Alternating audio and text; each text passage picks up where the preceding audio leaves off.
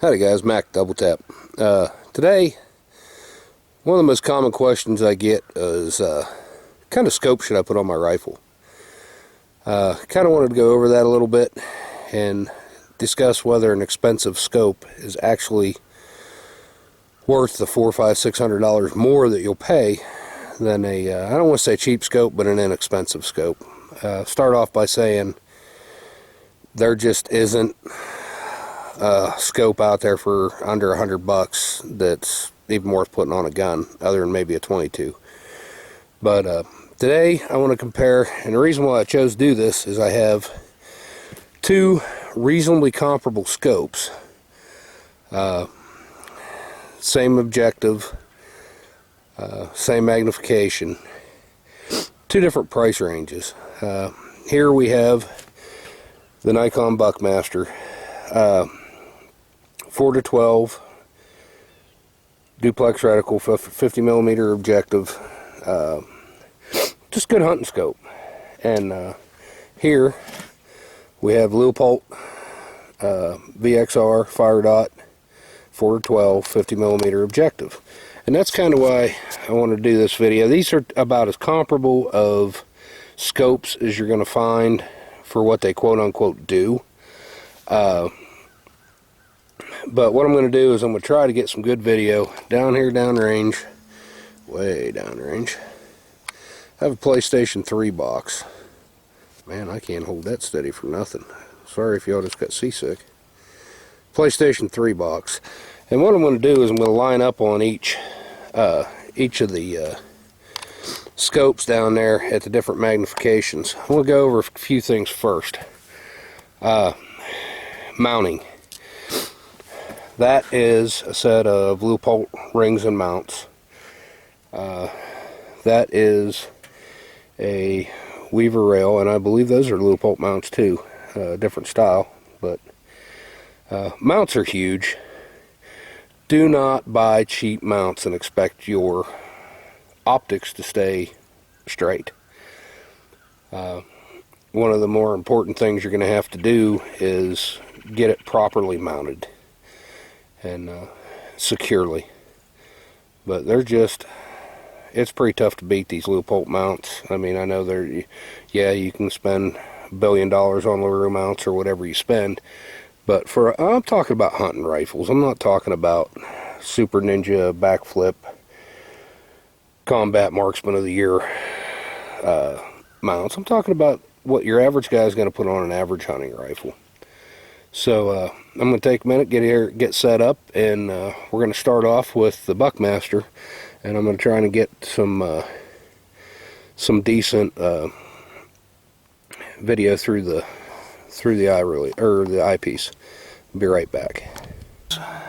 Now, first of all, I've carefully cleaned the lenses with my shirt, but my plan to use the box isn't going to work because of the way the sun's shining. It's shining right into the camera lens. And what we're looking at here, let's see, that red building way over there. I'm going to go out on a limb and say it's probably the better part of, it's coming up on 3/4 mile, I guess. But this is a little bit more challenging than what I expected it to be. You got to move the camera in a different range. Alright. That is the Bushmaster Buckmaster at 12 power at roughly 3/4 mile, I guess. It might be a mile over there. Lake's 5 miles around. I'm at the far side. It's probably a mile, pretty close. But, and one of the things when you're looking through a scope in a store is it's pretty difficult to, judge it. So I wanted to give everybody a chance to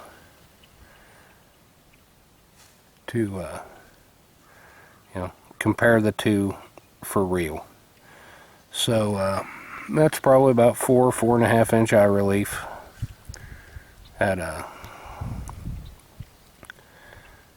12 power, which isn't bad. But it's clear to my eye. Now, if I'm blind, you guys might be going, man, you can't see nothing through that. But the other one will be comparatively blurry because it'll be clear to my eye too. So let me get a chance and get it set up, and we'll put the Leupold VXR fire dot on here. Alright guys, this is our Leupold VXR fire dot at 12 power, same exact place, same exact distance, and I'm hoping you guys can get a feeling for the difference in the scopes.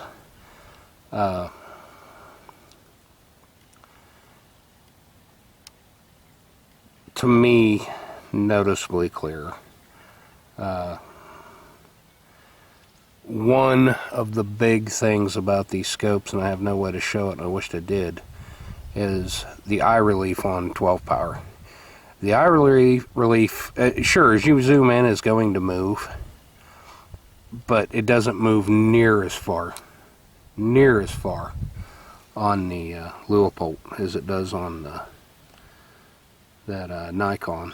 And I'm not bashing Nikon. It's $150 to $175 scope, somewhere in there. The Leupold VXR is between $600 and $700, depending on where you look, where you find it. Why it's called a fire dot is that little red dot in there is motion activated. As it moves, as you pick up the gun, it notices the motion, turns on the dot, and after so long it turns back off. But that is two 12 power 50mm objective scopes from the exact same place, aiming at the exact same thing, so you can truly compare the difference where it matters. Anyway, this is just food for thought. In my opinion, yes, they are worth a little bit more money. The other huge difference with the way they're going to take it is, the recoil they can absorb, so on and so forth. But, it's on what you're going to do with it. If all you're ever going to do is shoot deer at, 50, 75 yards with your deer rifle, you know what, $150 scope probably get it done. And I didn't show 4 powers and on up, because to see the difference in a 4 power scope, I don't think you can. Somebody's going to say, well, yeah, this, I'm not talking about $3,000 or $4,000 Smith & Bender scopes. I'm talking about what you're going to find on a deer rifle. And so that's my opinion. Take it for what it's worth. I appreciate you guys watching. Like, share, subscribe, and have a good day.